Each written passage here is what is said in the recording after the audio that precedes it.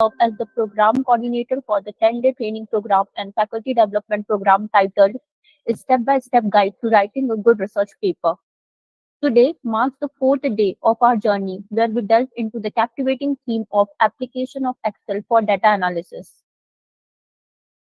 This program, organized by the Esteemed Research Foundation of India and RFI-CARE, and has been made possible through the generous sponsorship of well-known organizations such as JHERF, ARGA, Eklavya University, and Edu Academic Inc. Their support underscores their commitment to advancing research and education, for which we are deeply grateful. Now, I would like to acquaint you all with our esteemed expert for today, Dr. Chanchila Ma'am, an assistant professor at Prestige Institute of Management and Research, Indore. She is an author, research expert, and academician with over 11 years of experience in management and commerce. She is a co-founder of Urja Counseling and Training, Indore, and also serves as the coordinator of IQAC at PIMR. As a research expert and trainer, she has conducted numerous workshops and FDPs on SPSS module, research paper writing, and analysis through our programming. She has completed a research project in the medical field presented before the Central Ministry and has chaired and co-chaired various conferences. With over 10 years of rich research experience, she has published over 42 research papers in various Scopus national and international journals.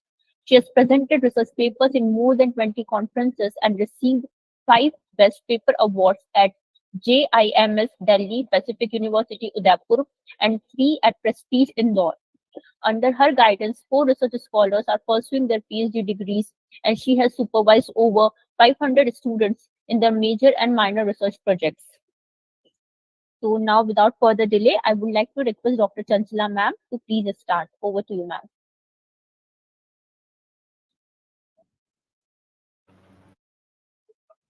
Hello, thank you so much, Neha ma'am. I hope I am audible clearly. Yes, ma'am. Ma'am, will you give me 2 minutes? Actually, there was a power cut and just it is resumed. So I need to shift my network from this mobile phone to the Wi-Fi. So give me 2 minutes only. Yes, ma'am. Yes, ma'am. Yeah. Extremely sorry for the same. Sorry. Okay, ma'am.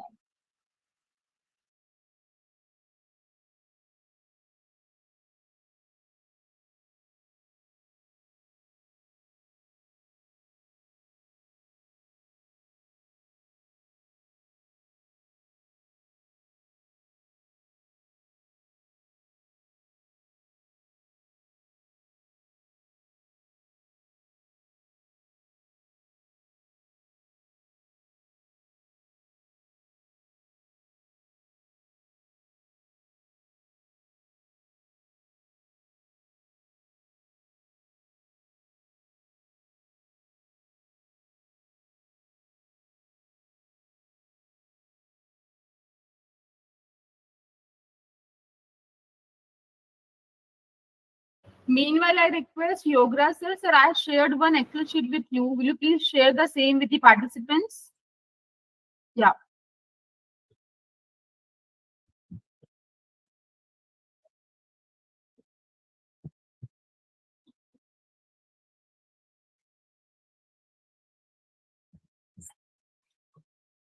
Okay. Thank you so much, sir.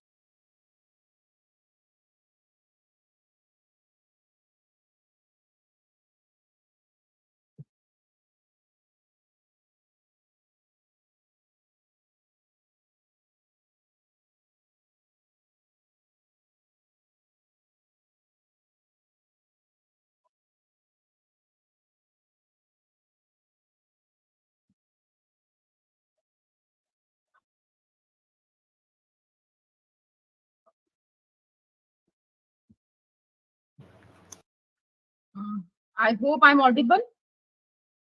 Yes, ma'am. Yeah, thank you so much for the patience you all have kept for 5 minutes. So now I'm resuming the session. As Neha ma'am said, today I'm going to discuss the application part of Excel. I think it's day 4, right, Neha ma'am? Or Yes, 5? ma'am. Ma'am, for today. 4 today, right? So I think previously you people have gone through about the problem identification, literature review part. Apart from that, I think you have also seen how to develop a questionnaire. I think that was a yesterday's session. So today I will talk about the application part of Excel. But before that, I want to form a background so that I can connect you with the analysis part of the data using the Excel, right? So give me a second. I'll share my screen with all of you firstly.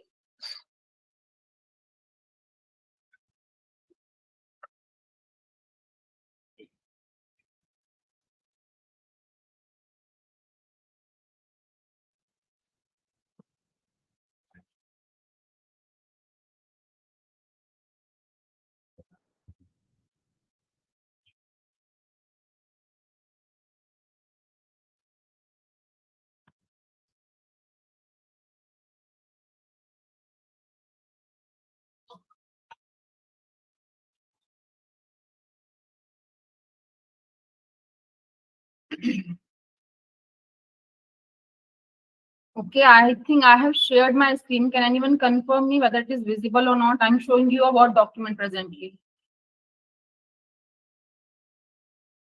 Is it visible?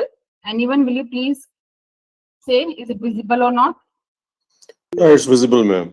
Yeah, thank you so much. Visible, ma'am. Yeah, fine.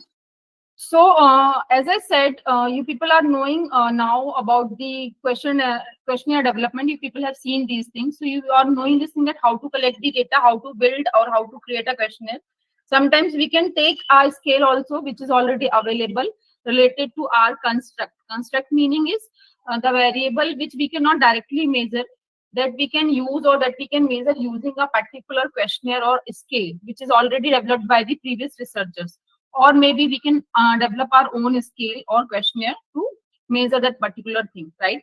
After that, I think we need to know few things which I don't know if people are knowing or not. Give me a second. Talking about types of variable. Okay, let's give me a second. I'm increasing its size. Size is okay. It's visible to everyone. Yes, ma'am. Yes. Yeah, fine. Thank you. So can anyone tell me broadly, if I want to understand the types of variable, what will be the classification? Anyone?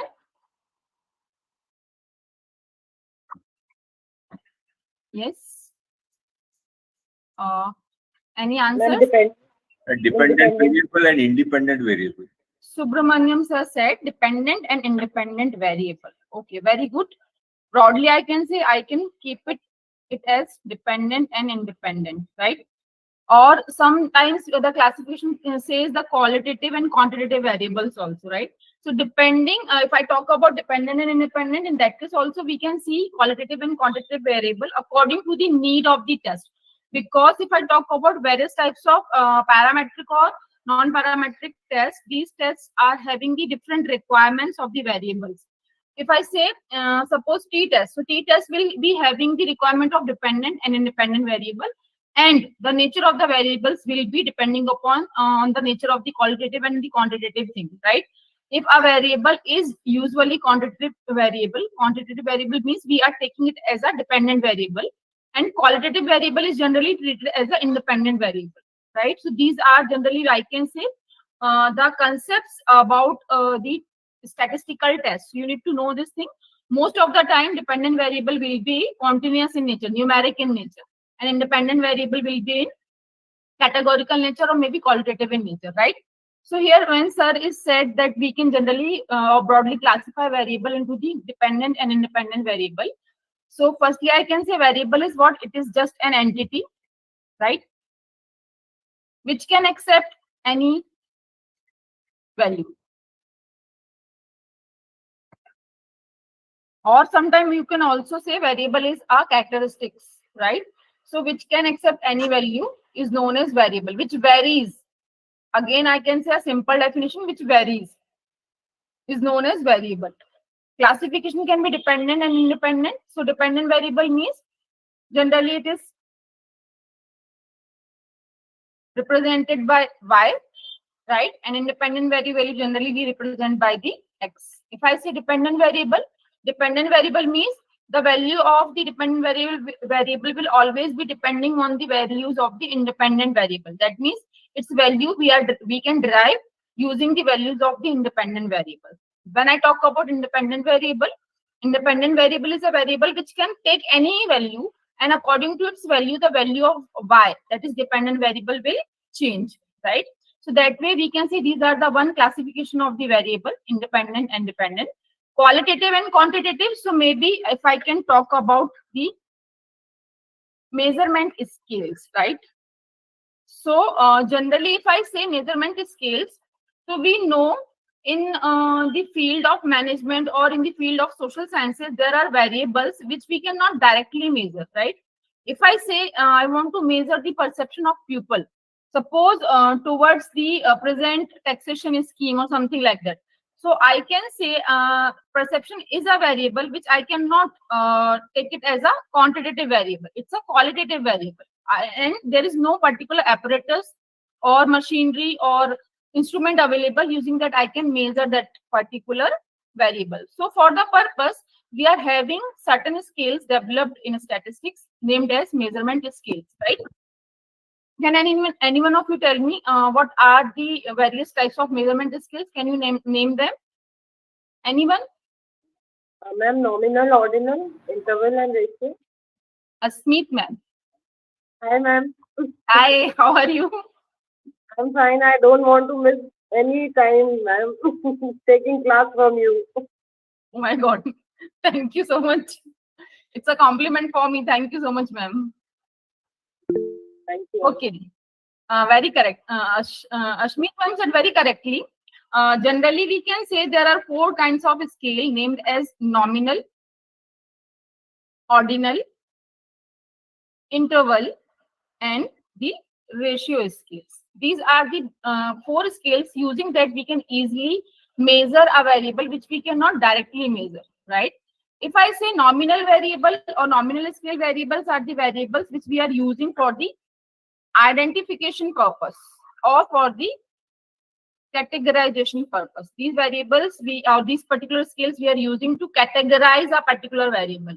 So it is depending which type of variable which we are dealing with. Say for example, always I take an example of gender usually.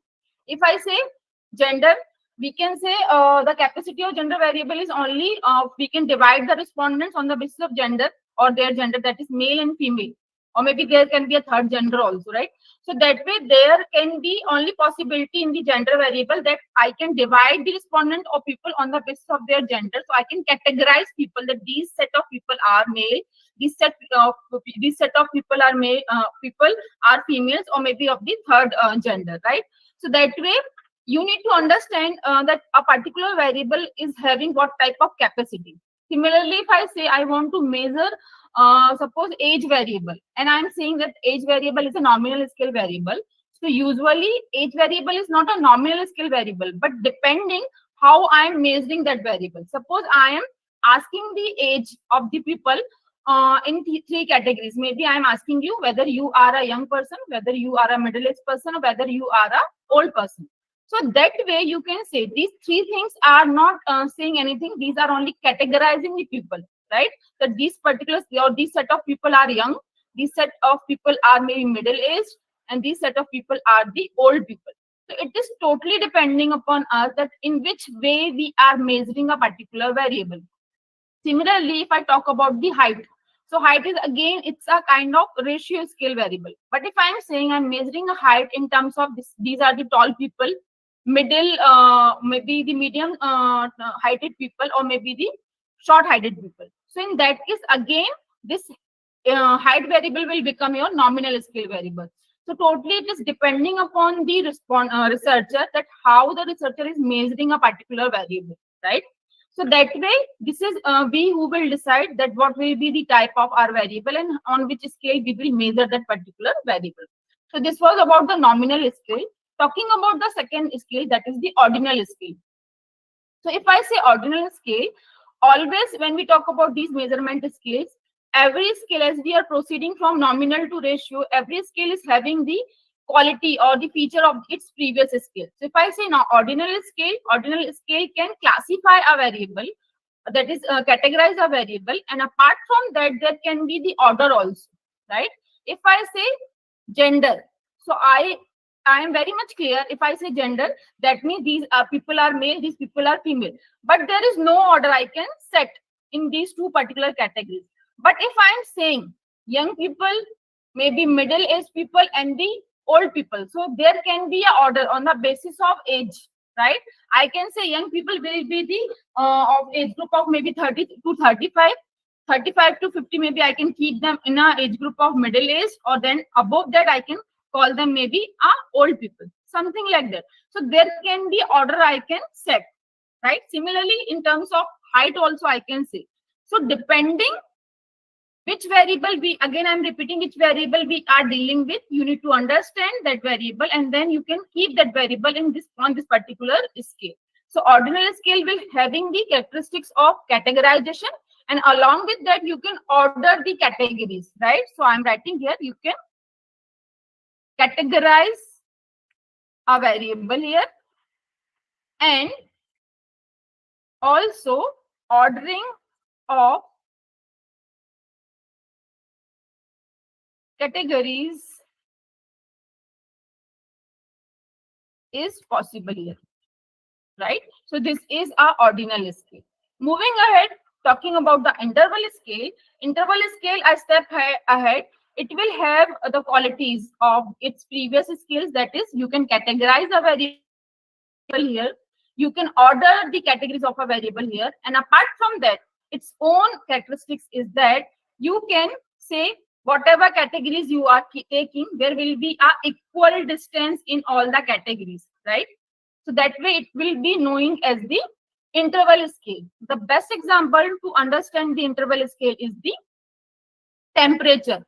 I think I have already, I think in previous workshops also I have given the same example, but because I think this is a very good way to understand interval scale using the example of temperature scale. So that is why I am putting the same example. So we all know, I think we all have seen the thermometer at our home, or maybe at the doctor's place. We have seen that, right? So we know the work of thermometer is to take the temperature of the body generally, right? So we know there are certain what I can say different means parameters, or I can say the classification points are available. Using that you can understand what is the temperature of your body, right? So if I talk about the previous two things, that is the categorization. Second thing is the ordering. It is quite possible. You can understand they will be available there. Similarly, if I want to tell the characteristics of the interval scale, that is an equal difference, right? So in the 5 degrees Celsius and 10 degrees Celsius, or maybe 20 and 25 degrees Celsius, the distance or the difference will be same, right? So that is the characteristics of the interval scale. But there is one drawback also of the interval scale is, and the drawback is that there is an absence of absolute zero. There will be an arbitrary zero. So when the scientists have developed this particular scale, what they did, they have arbitrarily kept a zero on a particular point, and that way that particular thermometer scale was developed by them. Meaning of this is that if I am saying zero, so if I am asking you a person with the zero income, so what we will understand, that means the person will having no source of income, and the money flow inflow in that to that particular person is zero, right? But when I say temperature is 0 degrees Celsius, so we know the quality of temperature or the characteristics of the temperature is what we can feel cold or hot when we talk about temperatures. Like prevailing season is the summer season, so we know we can feel hot, right? If suppose fan is not on, or cooler or AC is not working, so we can feel hot, right? So that means similarly, if I say 0 degrees Celsius, so we know at 0 degrees Celsius we are feeling cold. That means the characteristics of the temperature is still present at 0. And meaning of 0 should be, it should not present there. So that means interval scale will be having the absence of actual 0. Actual means it should not present the characteristics which we are measuring. It should not present there. So that way we can say this is one what I can say, the weakness of the interval scale. So to overcome this particular weakness, we are having the fourth scale, which is named as ratio scale. So ratio scale will be having all the characteristics or the qualities of the previous scale, and along with that, it will be having the absolute 0, right? And here I am writing equal difference among the categories. So this way, these are the 4 important scales we need to know whenever we are talking about the data analysis. Give me a second.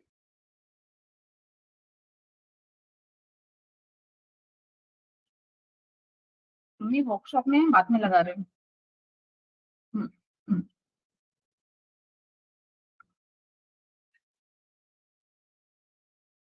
Okay, so I think I was here. Extremely sorry for the call. It was from my mother.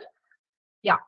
So I was talking about the scales. I hope I'm able to make you clear about these 4 scales. Any doubt on this?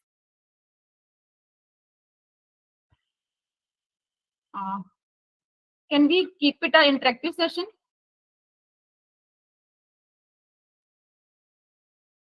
No doubt, ma'am, if it is coming from you.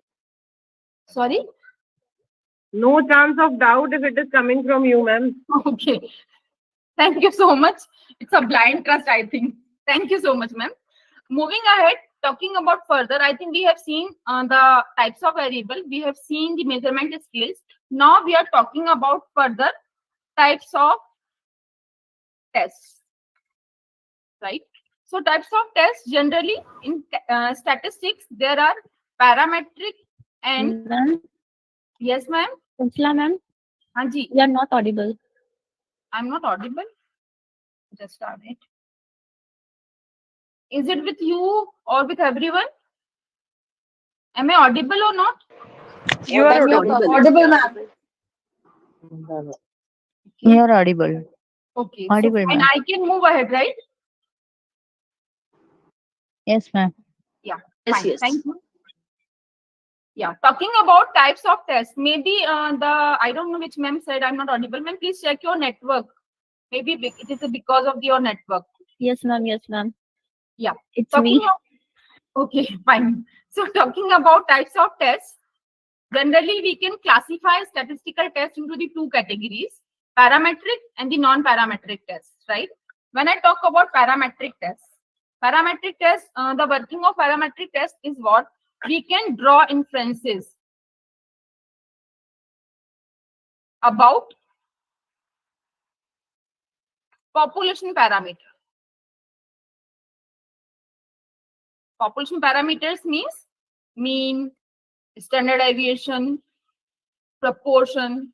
Usually these we can count under the parameters. So as we understand this thing, whenever we are talking about the research, we are generally conducting a research taking a sample, right?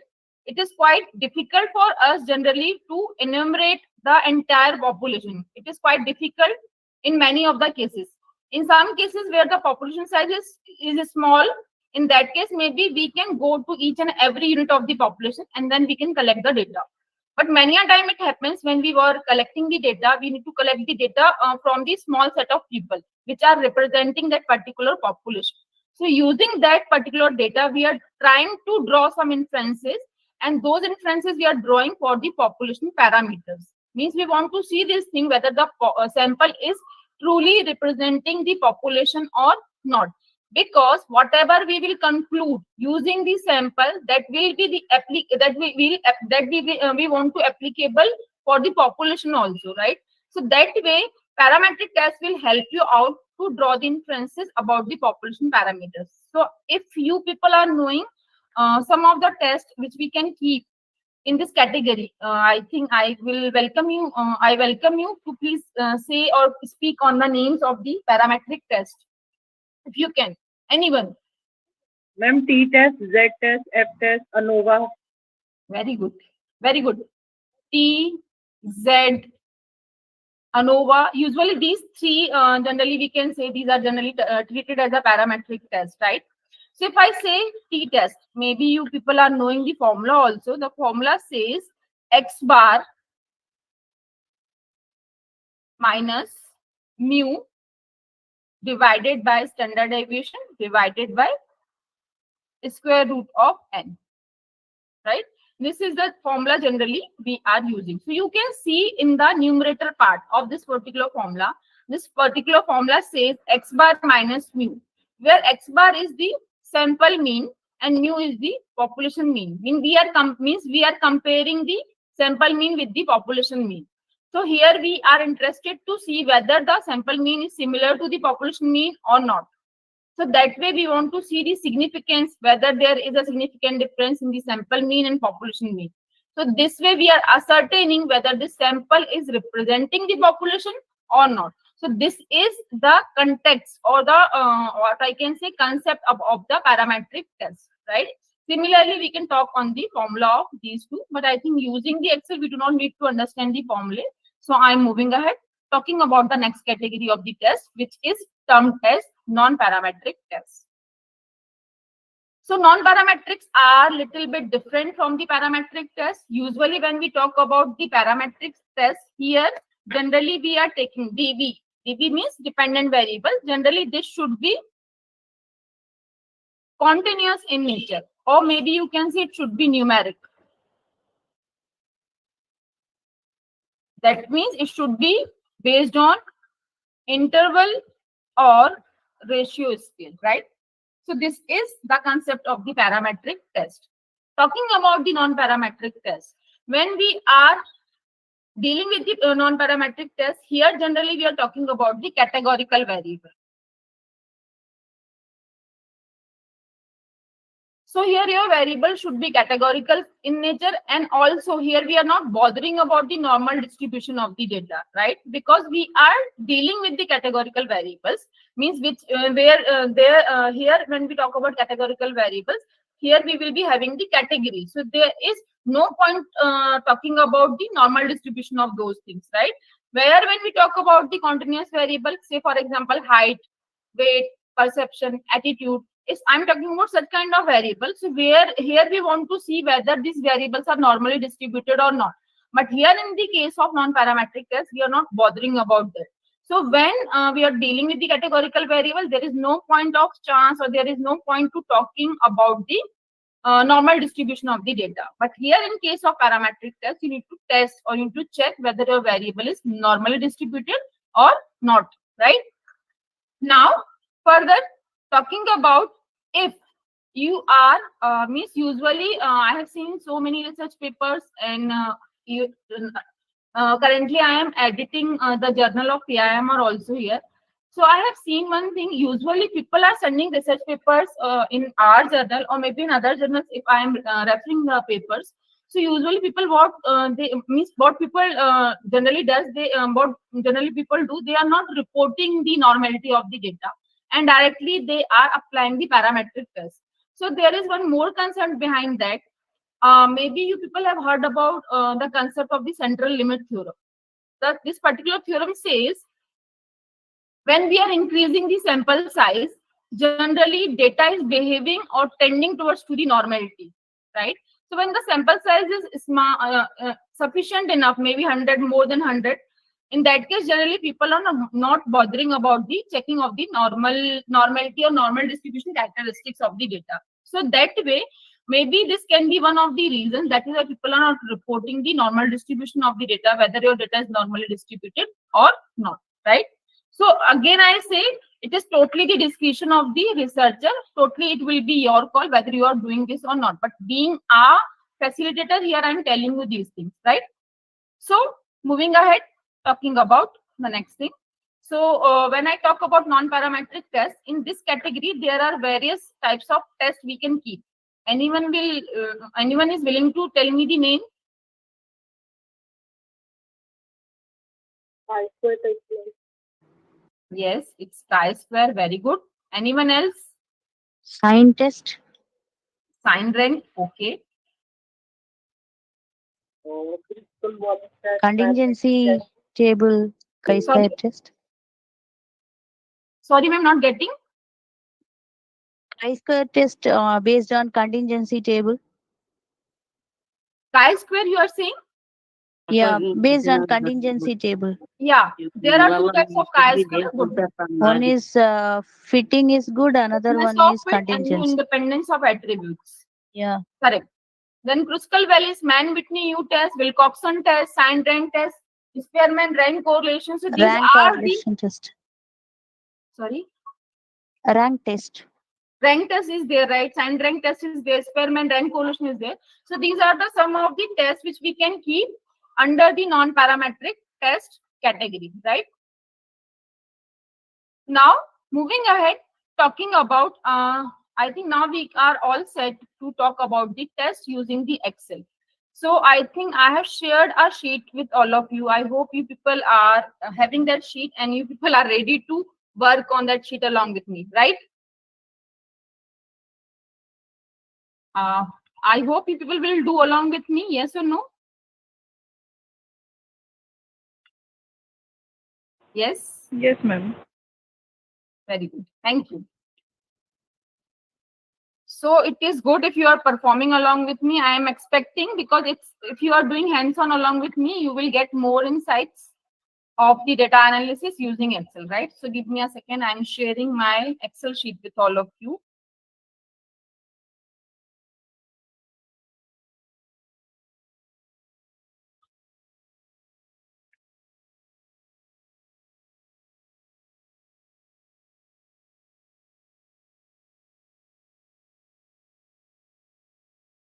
Yes, I think I have shared my screen of Excel and I am on this sheet now.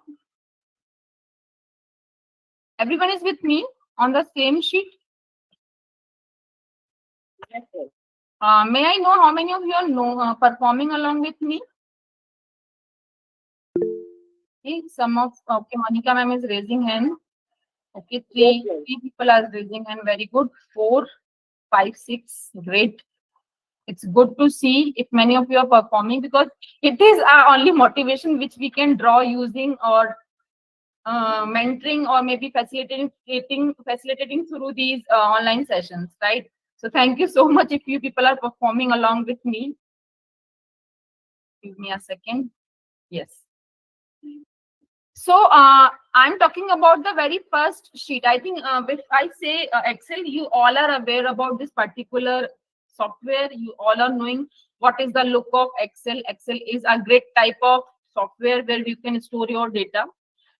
Generally, the Excel sheet is known as a workbook, right? In this workbook, we can insert so many worksheets. So as you can find in my, just I need to shift it here. Yeah. As you can find in my workbook also, there are total 5 sheets available with the name, missing value, category count, percent, report, and sheet 5. I hope you have received the same sheet with, from me, right? Yes. Ma'am, can you please send it again? I think I'm not there in a group, ma'am. Yograj sir can help you out with this. Yograj sir, are you there from RFI? Sir, I think ma'am has not received the sheet. Okay, fine. Thank you so much, sir. So, ma'am, you can see the WhatsApp group. You can find it from there. Meanwhile, I am starting with this. I said I am having a particular sheet available with me. I have opened the first worksheet with the name missing well. I hope everyone has opened the same sheet. May I start explaining?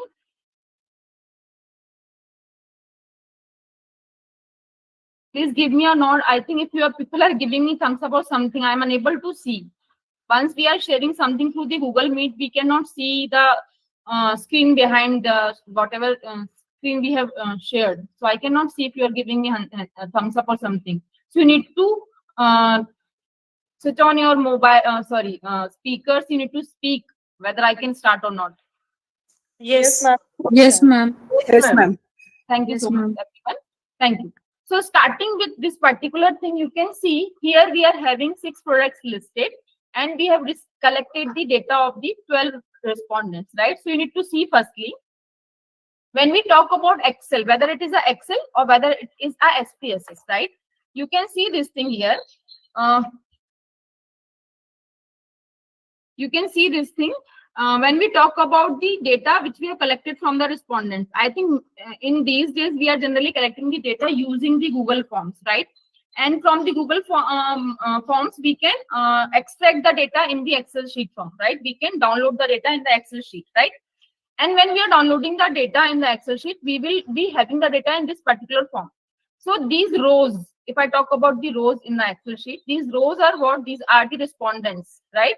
This is the first respondent who has given his or her responses for all the listed variables here. So say for example, we are asking the satisfaction level of the respondents for these 6 listed products. So if I talk about the respondent number 1, so he is very satisfied with the product number 1.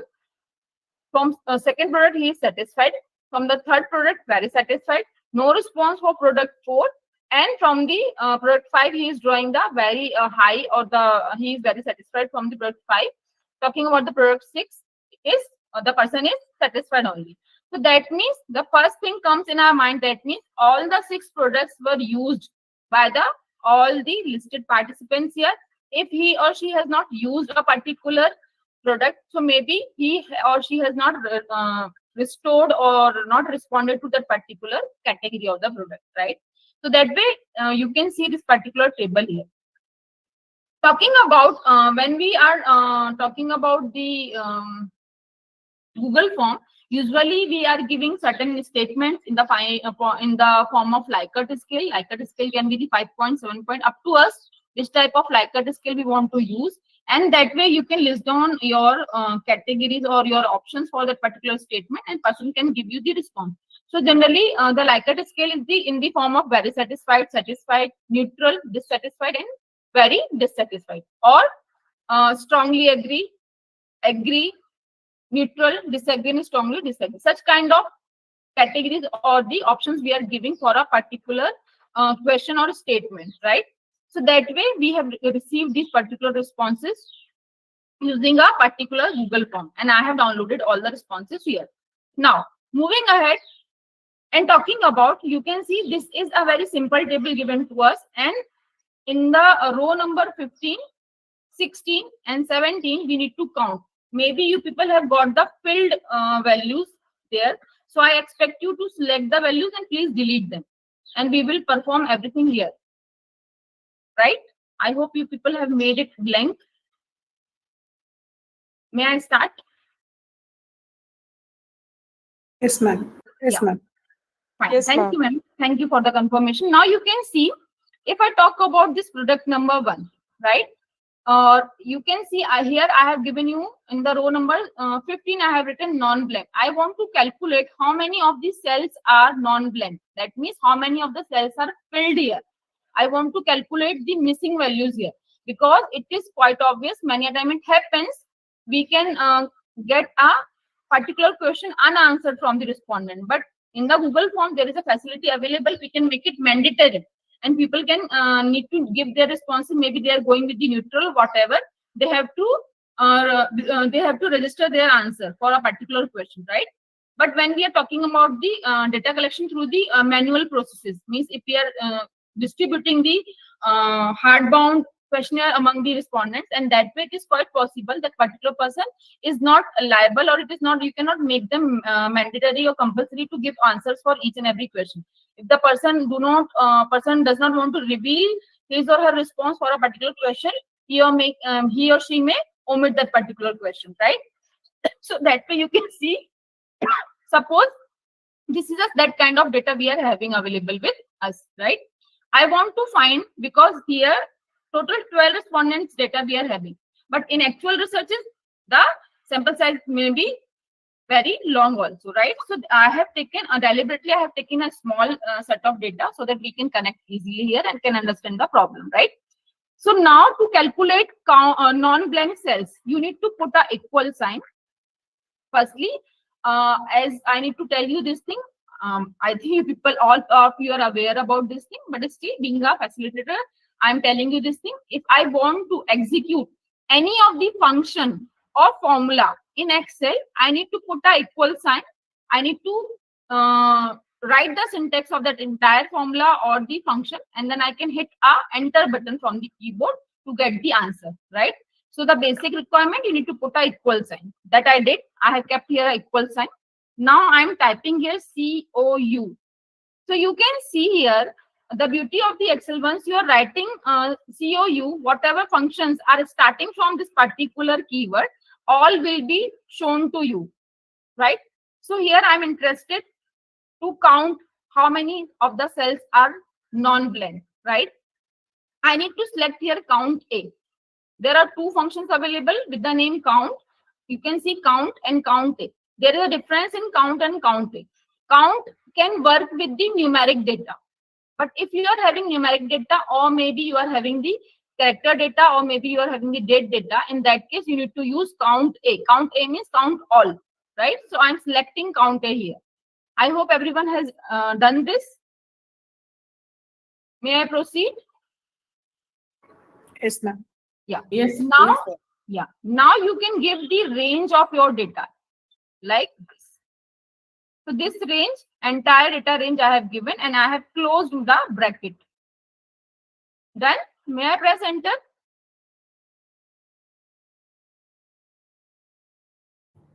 Yes, sir. Yes, ma'am. Yeah. Thank you. I did that. You can see we are getting the non-blank cell value as 11. That means total out of 12, 11 cells are filled in this particular column. Done. Now put or select the cell in which we are getting the 11, and at the bottom right you can find there is a small rectangle, small square is coming, right? You need to keep your cursor there and you need to drag the same till the last column. I hope you got it. Yes, ma'am. Yes, ma'am. So this way we have calculated the non-blank cell for all the 6 categories of the product. Coming to the next row, row number 16, here you need to calculate the blank cells, right? So put a equal sign, type again count, and you will get count blank, right? You can see once you have selected that, it is showing you its syntax. It is asking you for the range, right? So I'm selecting the range starting from the second row till 13th row, closing the bracket like this. I hope you people have performed this. May I click on enter? Yes, ma'am. Yes. So you can see we have got a blank, count blank as 1. That means in this particular range, there is one cell which is empty, right? Now putting okay, coming to the cell in which we are getting 1. Again, you need to do the same process. Put your cursor at the bottom right and then drag it till the last cell. I hope everyone has performed this. Yes, ma'am. Coming to the thank you everyone for coming to the row number 17. It is very simple. It is asking you for the total. So we all know there is a function called sum in Excel to sum the range. So I'm giving the range of non-blank and blank and closing it. You can type also B15 colon B16. You can type also. But rather than typing, if you can select, I think that will be easier for you. Syntax error will not come in that way. May I press enter? Yes, ma'am. Yeah. So you can see the total is coming 12 and the sample size is also 12. So that way you can see we haven't made any mistake here, right? I'm dragging it till the last. Is it fine? Yes, ma'am. Fine. Fine. So this way, this is a way of calculating missing data in your Excel or in your data, right? How many of the data points are missing from your data that you can calculate. And we know the importance of missing value, I think. Every one of us is knowing the importance. If there are so many missing values in any particular column or in any particular row that you can do, right?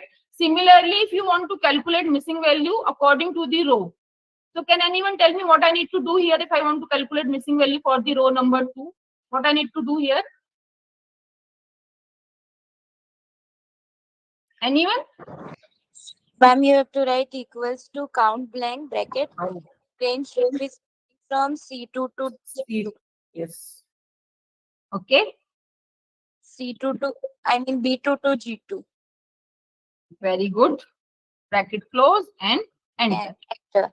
Very good. So that way you can see respondent wise also that how many of the responses are not recorded or not given by the particular respondent, right? So you can find that. Up to us, what way we want to do. Usually we need to see in any part. Usually we need to go according to column only. But if you want to see how many of the responses are not given by a particular person, so that way you can go row wise also, right? Okay, ma'am. So may I go to the next sheet now? Yes, ma'am. Yeah. So I expect everyone to open the sheet number 2 with the name category count.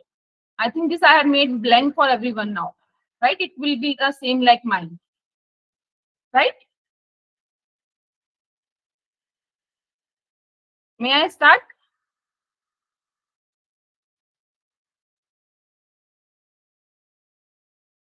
Any confirmation?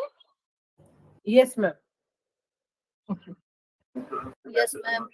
Fine.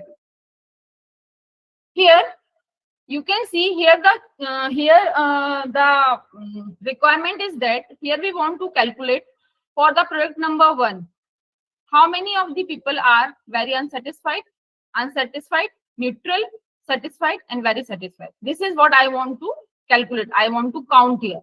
For all the 6 categories of the product, I want to do the same. But firstly, I want to perform for the product 1. So that means I want to count how many of the people are very unsatisfied or neutral or satisfied or very unsatisfied from the product 1, right?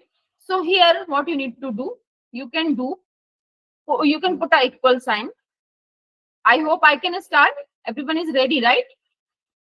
Yes, ma'am. Yeah. Yes, Yeah, thank you everyone. Put a equal sign and type count, and you can find at the bottom you are getting 2 conditions, count if and count if. So I'm selecting the first one, that is count if. Count if is a function. I think if you are good in Excel and you are using Excel very frequently, you are knowing this thing. If is a logical function in Excel, which is based on some logics, which is based on some condition, right? So when I'm merging count, when I'm merging if with count, so that means I want to give a particular condition, and on the basis of that condition, I want to count something, right? Count if means if this is the condition, what will be the count? This way you can understand this particular function, right? So once I selected count if from that particular list, you can see it is giving me the syntax. I think everyone can see on their desktop or on their laptops. This function is demanding you 2 things. First thing is the range. Second thing is the criteria, right? Fine. Yes, ma'am. So here the range is what? Range is this. In this range, I want to put a comma. After giving a range, put a comma. You can see syntax is asking you to give a comma after a range. So I have given this particular comma. Done. Then it is asking you the criteria. Criteria is what I want to calculate the very unsatisfied people in this particular range and close the bracket. Fine. Yes, ma'am. So may I click enter? Yes. So you can see it is coming as 2, right? Now, as the data size is very small, I expect everyone to apply here a filter. I think it is already applied, right? So you can click on the drop down and then you can click on the select all and then go down and select very unsatisfied and click on OK. You can see it is coming as 2 already, right? So that means this formula is working correctly. Fine. I hope it is okay. Yeah, it's okay. May I get okay. Any answer? Any confirmations? Ma'am, can you repeat it again? Okay, fine. From where you are expecting me to repeat, ma'am? One, right? It's Sorry? showing how it's showing. How it's showing very satisfied. This number you are asking or the filter No, you are it's asking? done. It's done. The next one. Okay. I said already you can find drop down arrow is coming on each and every column, right? So drop down is showing that means this is the filter I have applied. अरे जानेमन तुम्हारी photo दिख रही है. I think it's Neha, ma'am. I don't know who was that. Please try to understand. I It's a request. professional platform. Yes, I request all the participants to please maintain the decorum of the platform. Okay, it's very sensitive. Please keep it in mind while speaking anything. It's an online mode. Yeah, and everything is recorded here. So I'm starting again. As ma'am said, I need to repeat how to apply filter. So you can find already filter is applied on each and every column. If not, you can select a particular cell and you can go here in the home tab, and at the extreme right, you can click on this shorten filter, and then you can select this filter. So this way that filter will be applied there. If not, right? But I think already it is applied there. So you can click on this drop down button like this. Then you can click on the select all. I'm looking here for only very unsatisfied. I'm clicking on this, and then I'm clicking on OK button. I hope it's fine, ma'am. Yes, ma'am. Thank you, ma'am. Yeah, so that way you can see the number is coming same. There are two people who are very unsatisfied from the product 1, and the same value we got using the countive function. Now I am selecting all the categories here and clicking on OK. I hope it is fine. May I proceed? Yes, ma'am. Yeah. Now you need to see this is the count using the counted function. I have counted for the very unsatisfied. So may I drag this particular formula to the next cells also like this? Is it okay? Will it be fine? The formula will work properly here. The function will work properly here or not? Or any problem with this? Can anyone tell me? It's perfect. It shows perfect. Sorry, No, it will not work properly. The cells are different in each of the. The category is different, ma'am. No, So what I need to unsatisfied is do- 0 only. Yeah, and but I think there is very unsatisfied. Unsatisfied, there is no one. There is no. That's that's what. That is correct. But what about neutral? Neutral are also 2 in number. But when you will select this range, and you can see the count or the sum is coming as 8 only, but the total responses are 12. Some problem, right? What is the problem? You can see here the problem is when I'm dragging this particular function from this cell to the next cell. So you can see here the range is B2 to B13, right? Coming to the next, it is taking the range from B3 to B14. Clear? Then it is B4 to B15. Then B5 to B16, and then B6 to B17. That means this range is changing. But we want to keep it fixed from here to here, right? We want to keep this searching range from B2 to B12, B13 only, right? Everyone is agreeing with me or not? Yes, ma'am. So that means Yes, ma'am. here, yeah, fine. Thank you everyone for confirmation. So you can see here what I need to do here. I need to fix this range. So this way, when I'm dragging a function from a formula from one cell to the next cell, this is known as relative referencing. According to the next cell, the referencing will be changed or the range will be changed. But I want to fix it. So in Excel, how you can fix it? Using the function F4 key or using the $sign. Means using the function F4, generally the dollar will be applied on a particular range, right? Similarly, if I say,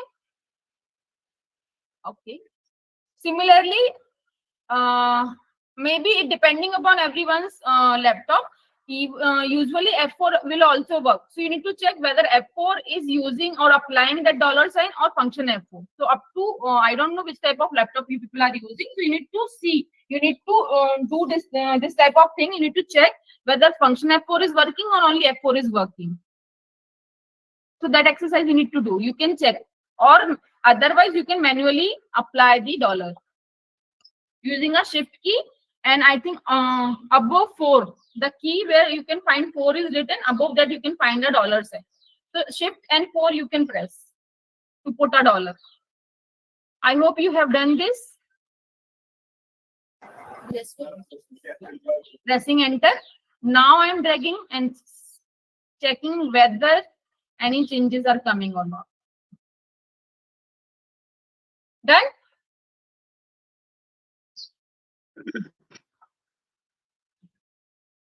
Fine. Ma'am, this one is not clear. From where, sir? From using of dollar sign. Okay. I said, do one thing, sir.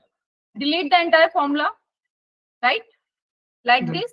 I deleted the formula. Yeah. Fine. Yeah. Put a equal sign again. Type Yes. count if like this. Give the range like this. And now before putting a comma, use function F4 or only F4. I don't know in your laptop how it will be operated. You need to check function F4 is working or only F4 is working. Yeah. Done? Done. Sorry, not getting? Yeah, done, ma'am. Done. Then put a comma. And in this range, what we are searching for very unsatisfied. And then close the bracket. Now fine? Fine. Then enter. And then drag the entire range, entire function to the very satisfied cell. Till this cell, you need to drag it. Fine, ma'am. Is it Thanks. fine? May I proceed? Yes. Yes, ma'am. Yeah. Coming to the next. So now can I drag this formula from here to here also? Will it work? If I'm dragging this, will it work? It is not working. What is the problem? Instead of 2, it's showing 0. Very unsatisfied. It is not working, right? So it is taking Yes, B15 yes. Because, instead of A15. because, yes, very good. Ma'am, Because range is the problem. yes, it is checking now B15. B15 is what it is 2. So it is quite clear in this particular column, there is no 2. Right? I hope you are able to understand this. Yes, ma'am. Yes. So now that means, sorry, you need to delete this and now you need to put again here the count if. Like this. You need to give the range of the second column like this using the function F4 or F4. According to your laptop, you can do that and then you can select this and then you can close it. And then this, right? So you can double click or drag it till the last cell like this. Fine. Similarly, come here and then put a count if function again. Give a range of your data. Put a comma. Select very unsatisfied. Close it. Enter. I hope it is fine. I think now you will be used to of this, right?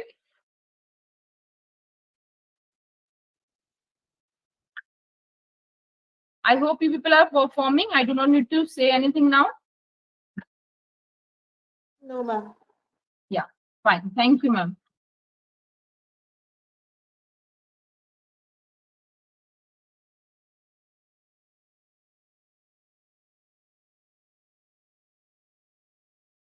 So you need to perform like this till the last product category.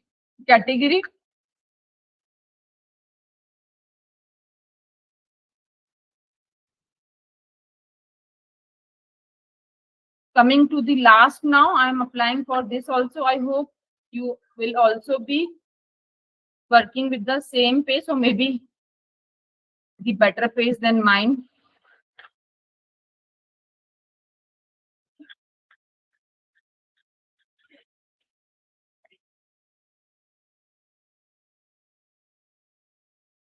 So I think I am all set. I have calculated the count for all the 5 categories for all the 6 products. I hope everyone has performed it. May I proceed? yes, ma'am. Yes, ma'am. Yeah, now total is same, which we have already did. You need to calculate the sum.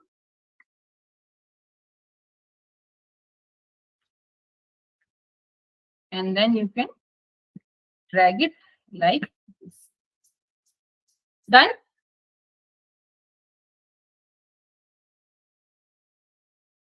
Yes, ma'am.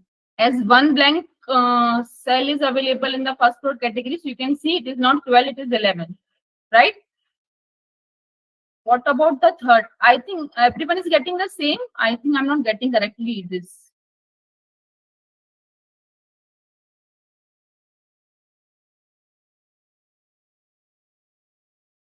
Ma'am, it's 11, 12, 12.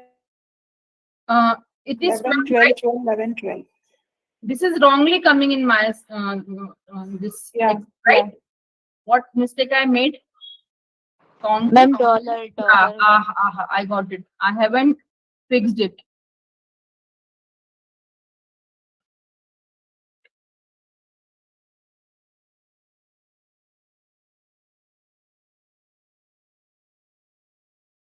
It is 10. Yes, correct. 2 cells are blank. Fine.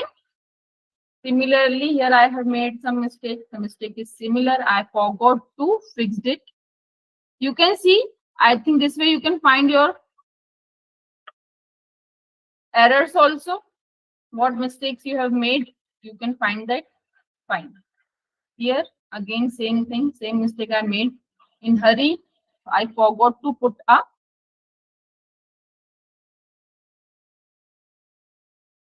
dollar sign that I did.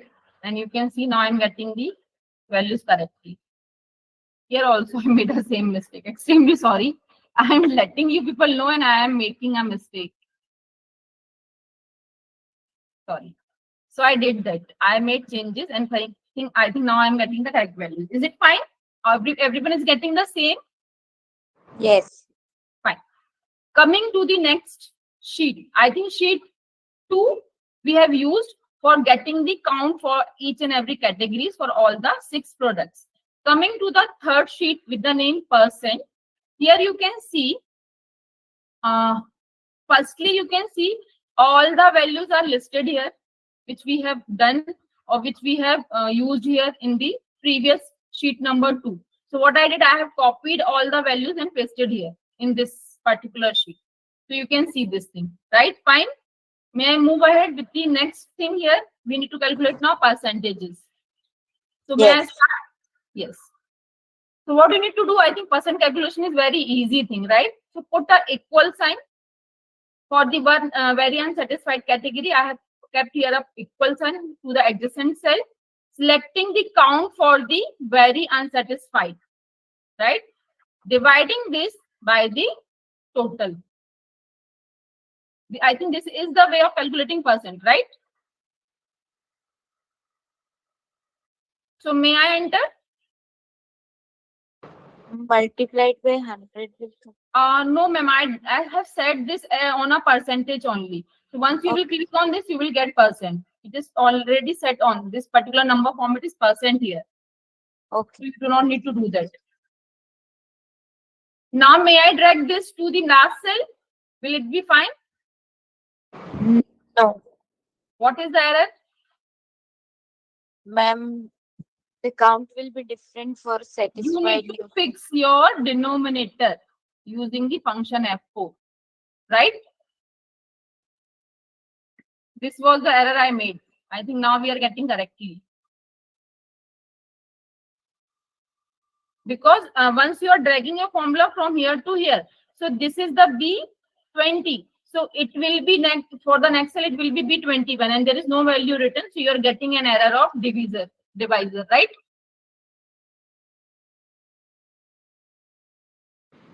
Right. Fine. Then moving ahead, talking or calculating the same way, this divided by this and using the function F4 or F4, you can fix it and then you can drag it till the very satisfied. Coming here, equal this divided by this function F4, enter. Similarly, equal this divided by this function F4, enter, equal this divided by this function F4, enter, this divided by this function F4, enter. Done. Now I have selected all this and dragging it till the this side. We have got it.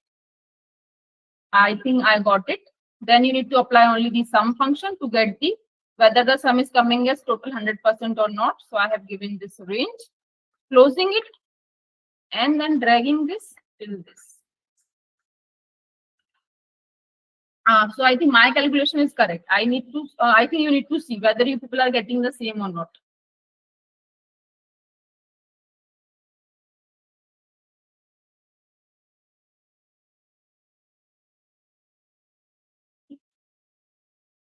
Is everyone getting the same?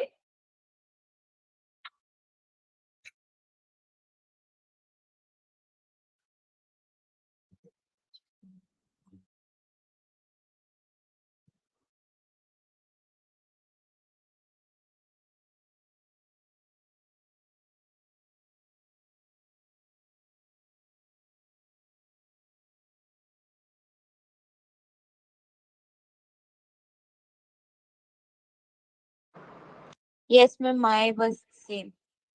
Okay. What about the remaining persons? Will you please confirm me? Yes, ma'am. Got it. Yes, ma'am. Everyone is getting similar. May I proceed? Yes, ma'am. Fine. Coming to now, we are making a report. So come to the next sheet, which is named as report. Now you can see what I did. Here we will be having the categories in the rows and product were listed in the column. But in the report, what I did, I have taken product in the rows and categories in the column. Deliberately, I did this. I want to tell you one more thing. Now, what you need to do, you need to come to the previous sheet, percent sheet. You need to select your percentages like this. Copy them. Press Ctrl C from your keyboard, right? Come to the report and put these copied value. You need to copy, paste these values below the table. Do not paste your values in the table. Come down, do a right click, and here we can find the second option, which is only copying the values and not taking your percentage value. Sorry, I'm not taking your formula value. I hope everyone has performed it. Yes, ma'am. Now do a Ctrl C, right?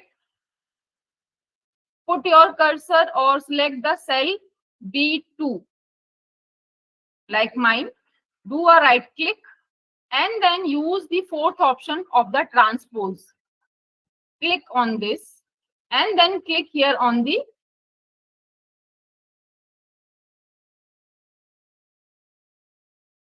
percentage, right?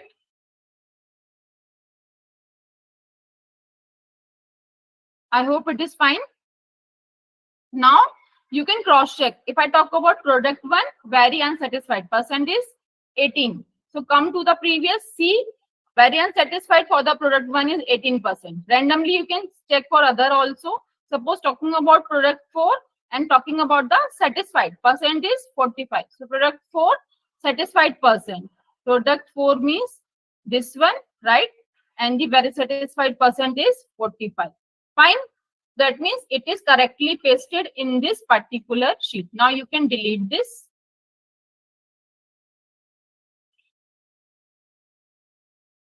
I hope it is done.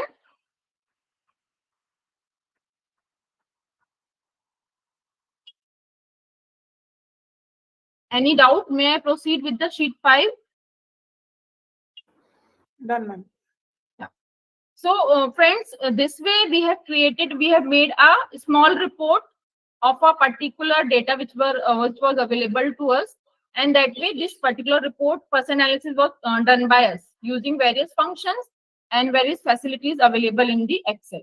talking about the statistical test, go to the sheet number 5. Here you can see same data I have taken. I think I need to do one thing. Okay, I am coming here. Copy these categories like this. I came on the sheet number 1 titled as missing value, right? I have copied down all the categories from here, coming to sheet 5 and pasting here like this. Deliberately I did this. I want to tell you how to code the data, but I think you people are knowing how to code the data, but still because of we are discussing about the Excel today, so I need to tell you this thing how you can do that, right? So come to I think everyone has done this. May I start helping you out how to code the data? Yes. So you do not need to deselect the selection. Whatever selection is coming, you need to stick to that.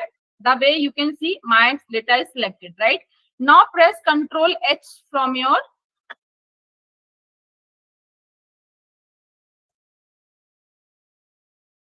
keyboard. So you will be getting this find and replace dialog box like this, right?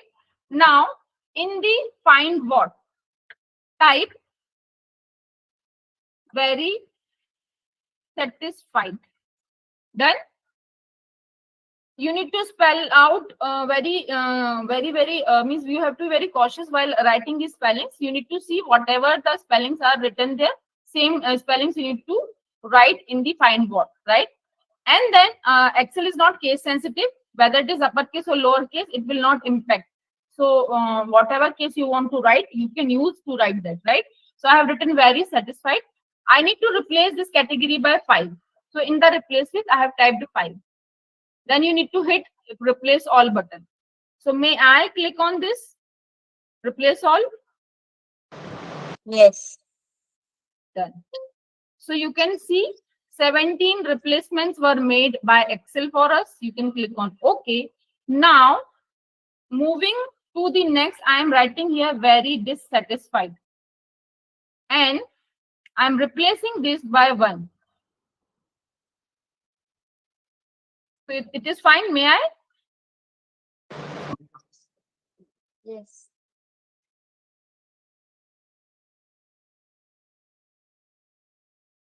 Yes, ma'am, you can press. Yeah. Okay.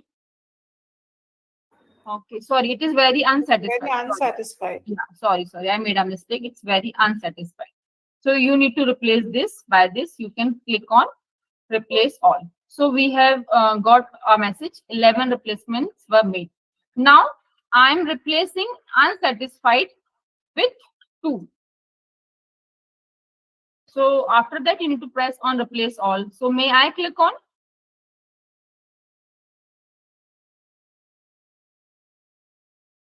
Yes. Yes, ma'am. Yeah. So we got 4 replacements for this, and then I'm coming to the satisfied, replacing this by 4. Clicking on replace all. And lastly, I need to write a neutral. I'm replacing this by the average value, that is 3. And then pressing replace all. Click on OK. You can see our data is coded now. Coding is done. Fine.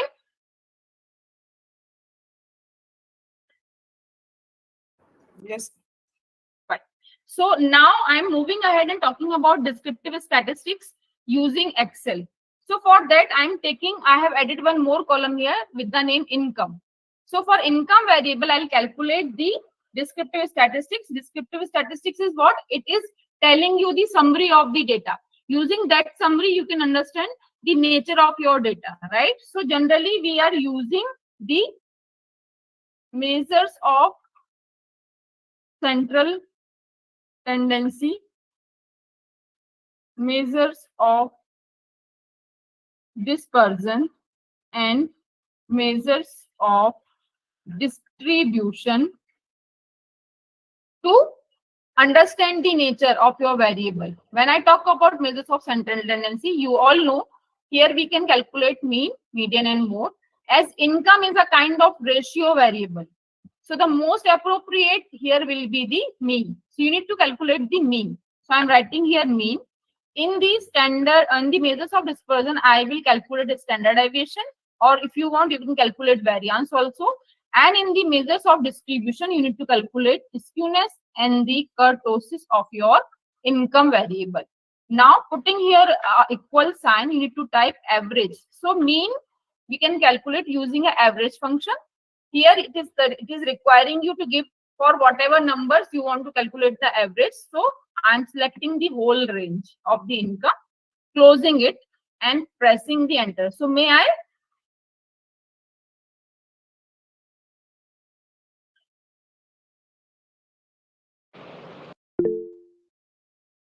Is it fine? May I click on this?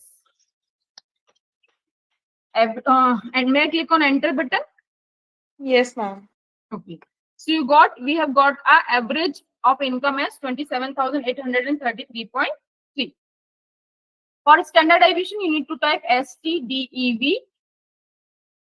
So this is what I'm selecting. You need to select the range of your data, close the bracket and hit enter. So this way you can get the standard deviation. I hope you got it. May I click on enter?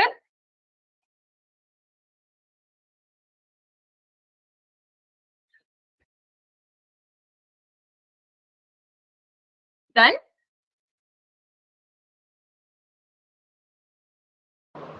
Done, ma'am. Fine. Pressing enter. This way you got the standard deviation of the income. For skewness, you need to put equal sign, type SKE. You can see the function is skew and give the range. And put or close the bracket and press enter. This is giving you the skewness of your income. For kurtosis, you need to use KURT, KURT function. In this function, you need to again give the range like this. Close your bracket and press enter. So for skewness, function is SKEW, skew, and for kurtosis, it is KURT. And you are getting the figures for skewness and kurtosis. So that way you can see skewness shows the symmetry of your data, whether your data is symmetrical to mean value or not. So usually the standard skewness value is 0.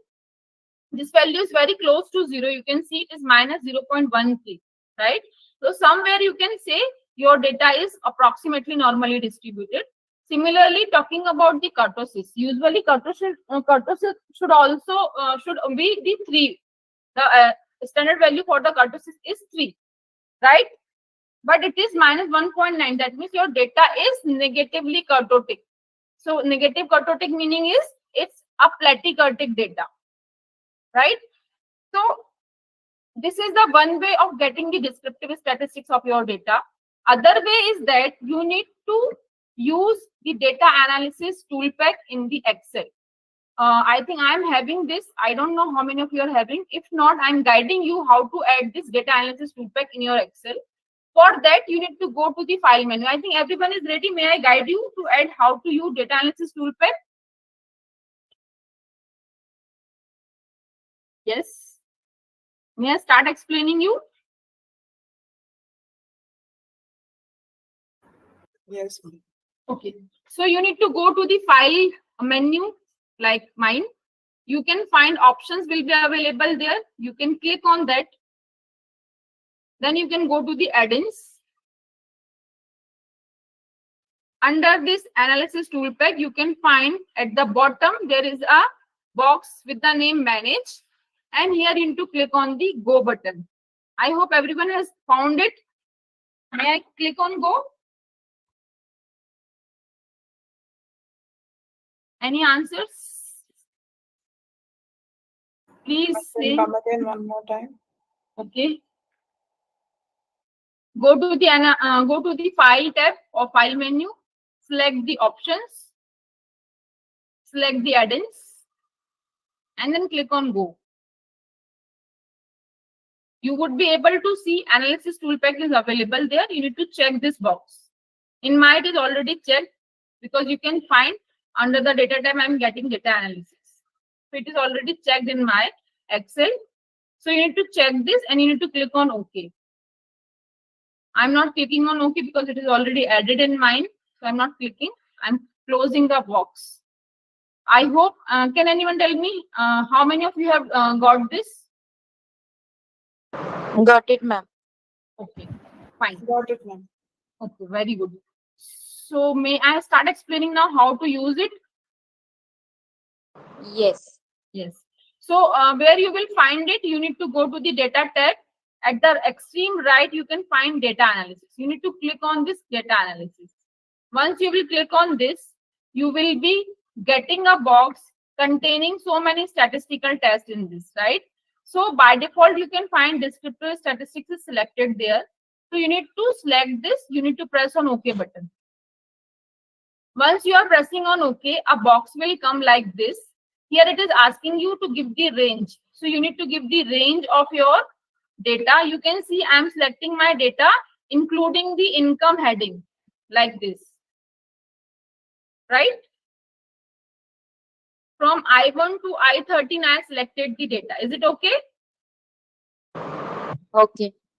Now you can see grouped by. Two options are available, columns and rows. As you can see, my data is in column. By default option is column. But if your data will be, if suppose it is in row, in that case you will select rows. But by default it is columns.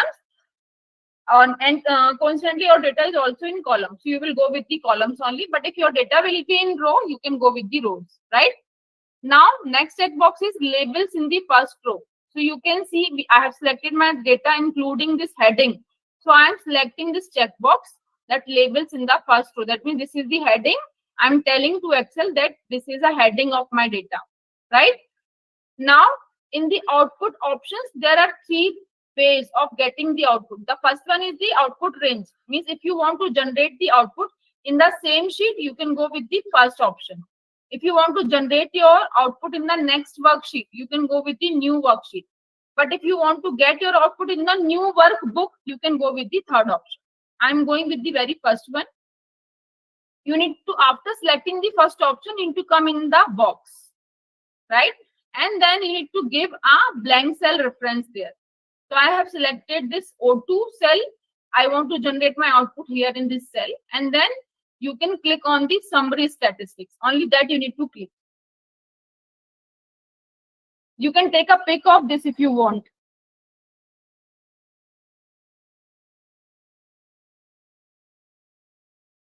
Done?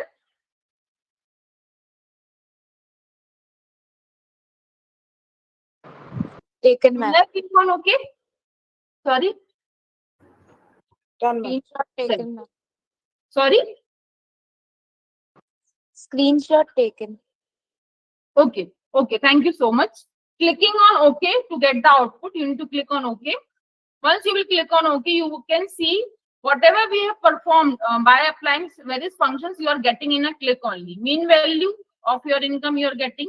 Apart from that, median also you are getting, mode also you are getting. Standard deviation, variance you are getting, kurtosis, skewness, range, minimum of the income, maximum of the income, total of the income, and how many observations in the income is available. Everything you are getting in a one click only, right? So this way you can find the descriptive statistics of your variable using this data analysis tool. I hope it is fine.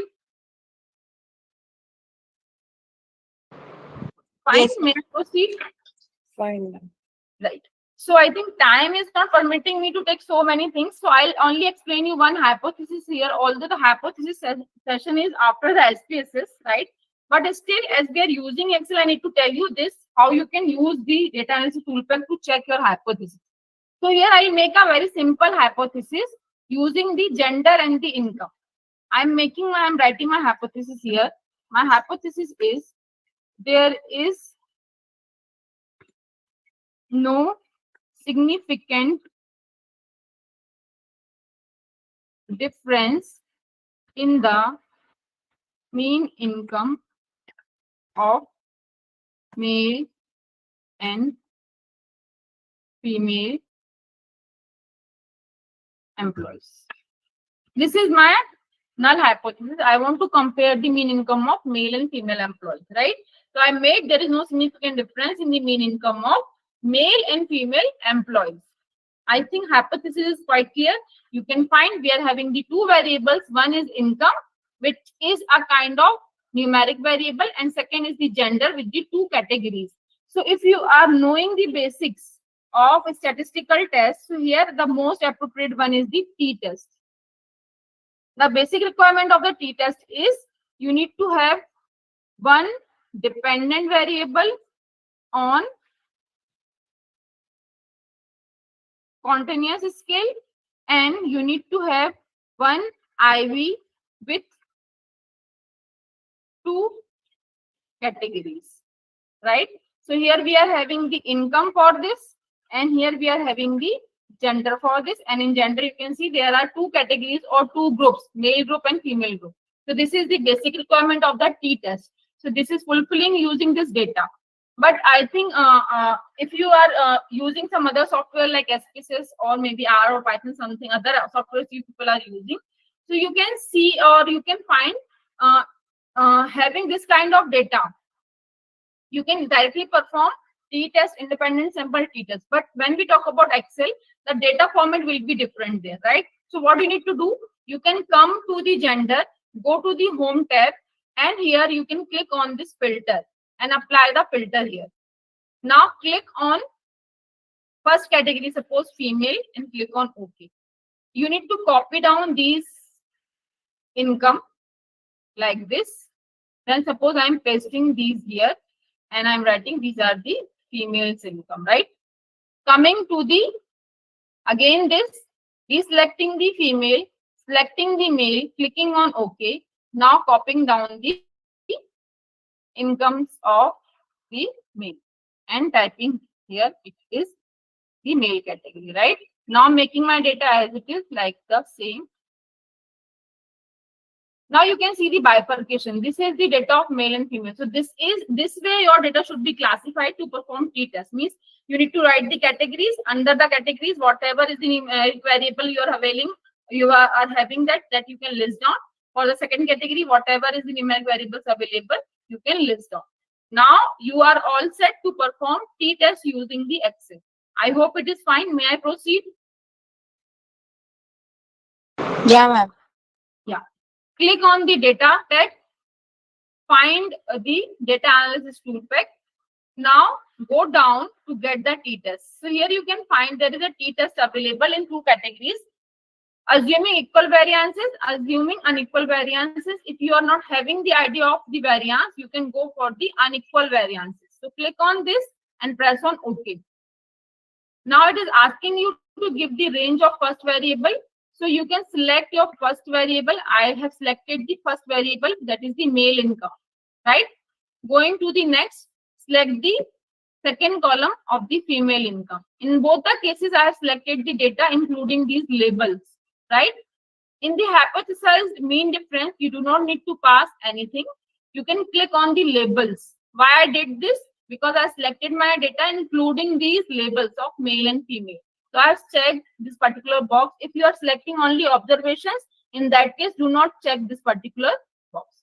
Alpha, that is level of significance, by default is 5%.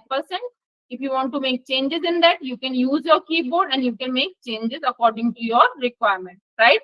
Output I am generating in the same sheet. So I'm coming here in this particular box and giving the reference of a blank cell to generate the output. Is it fine? May I click on OK?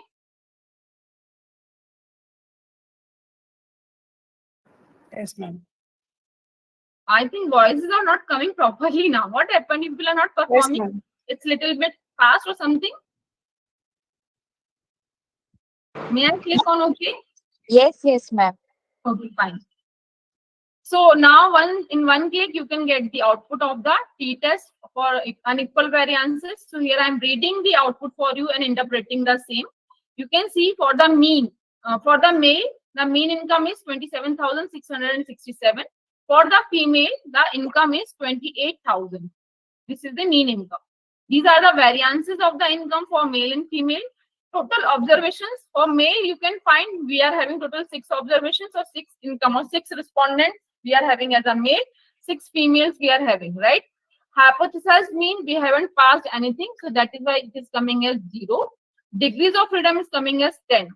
T statistic means this is the calculated value of T. This is your calculated T value, right? This is the p value for the one tail test. This is the critical value for the one tail test. This is the p value for the two tail test, and this is the critical value for the two tail test. So I am writing this is your table value, right? This is the table value. So if you are knowing the thumb rule of accepting or rejecting the null hypothesis, can anyone tell me what is the thumb rule of acceptance and rejection of the null hypothesis? Anyone? If the calculated value is less than the table value, then you may accept the null hypothesis. Very correct. So if calculated value is less than your tabulated or the critical value, in that case we are accepting, or we do not reject. Do not reject the null hypothesis. Means we are do not having the sufficient evidence to reject the null hypothesis, right?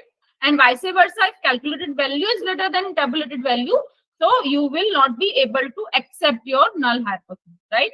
So here you can see your t value is minus 0.0766 and the critical value is 2.22. So it is quite clear that calculated value is less than tabulated value. That means we are not going to accept the null hypothesis. We are not rejecting, sorry, we do not, so we do not reject the null hypothesis in this case. You can write here minus 0.077 suppose, which is less than 2.22. This is the condition, so we do not reject the null hypothesis. That means you need to accept your null hypothesis. If you are accepting your null hypothesis, what null hypothesis we have made? We made there is no significant difference in the mean income of male and female employees. That means whether it is male or whether it is female employee, both are drawing almost similar mean income, right? So this would be the conclusion of this particular hypothesis testing. Is it clear? Talking about the p-value thumb rule. So p-value thumb rule, can anyone tell me what is that? If p is less than level of significance, in that case, do not, anyone? If p value is less than level of significance, in that case, do not accept your null hypothesis. Okay? So here you can find your p value is 0.94. So here your p value is greater than level of significance was 0.05. Or you can write more clearly, it is 0.94 is greater than 0.05. So it is quite clear. 9.94 means 94% and 0.05 means 5%. So 94% is greater than 5%. So that is why you are not rejecting your null hypothesis. Because the case is little different. Here p value is less than, in that case you do not accept the null hypothesis. But here the p value is greater than your level of significance. So we are accepting our null hypothesis and concluding the same, that there is no significant difference in the mean income of male and female employees. Is it clear? Any doubt?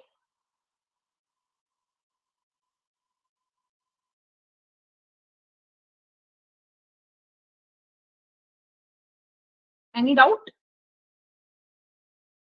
No, madam. Okay, fine. So I think this is all from my side for the day. Now the platform is open for the question and answers. Ma'am, to compare the calculated value with table value, can we not take the absolute value of the calculated value? Sorry, will you please repeat, ma'am? No, when you compare the calculated value with the table value, we will be taking the absolute value of the calculated value, no? Absolute value of the calculated value. Yeah. If it is minus also, we will consider it as absolute of that. Usually, ma'am, what happens? Generally, the t value can never be a negative figure. Usually, Yeah, it will be in mod. the formula will be like absolute x bar minus mu by sigma by root n. Yes. Yes. So suddenly this value will be in mod. Yeah. Yeah. So we can say it is not minus 0.07, it should be 0.07. Yeah. Yes. So in that case, if you are comparing that also with your table value, which is 2.22, which is less than. Yes, but as we have done practice that we will be taking, even if it is minus, we will take it as positive and then we'll compare with the table Yeah, value. generally we need to take it. Generally we need Yeah. to take it like this. Yes. Yes. Okay. Okay. Anything else?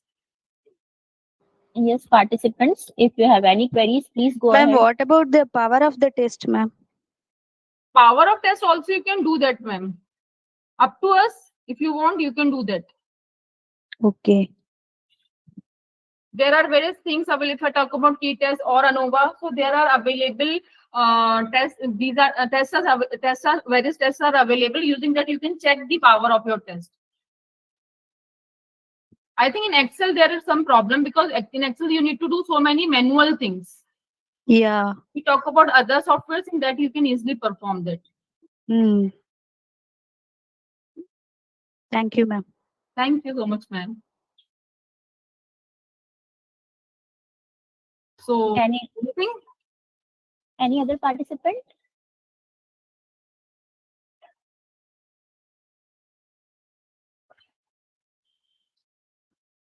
So, Chanchla ma'am, can we conclude? Yes, ma'am. Done from my Okay. side. Okay, ma'am. So, as we conclude today's session, I want to extend my heartfelt appreciation to each participant. I offer sincere gratitude to our esteemed speaker, Dr. Chanchla Jain ma'am. We are deeply thankful for your invaluable time and for sharing your expertise. Your sessions are consistently outstanding. Uh, Chanchla ma'am is one of the most dignified subject matter expert on this platform, and it is crucial that we maintain a respectful environment. Furthermore, I express genuine appreciation to the organizing committee and its sponsors for their indispensable support, which has greatly contributed to the success of these programs. With a deep gratitude for everyone's active involvement, we officially bring today's session to a close. Your contributions have been immensely valued. Thank you so much. So Neha ma'am, before ending the session, can we ask participants to switch on their cameras so that I can capture a pic? Yes, If ma'am, sure. possible for them. I request all the participants to please switch on your camera. I can see now to whom I was interacting. Okay, and Aya ma'am has switched on the camera. May I expect from others also to switch on their cameras? So that I can see the beautiful faces to whom I was interacting. Okay. Akhil, maybe the name will be different, but ma'am. Yes, ma'am. Yes, correct. Yes. I think no one else is interested, so I'm capturing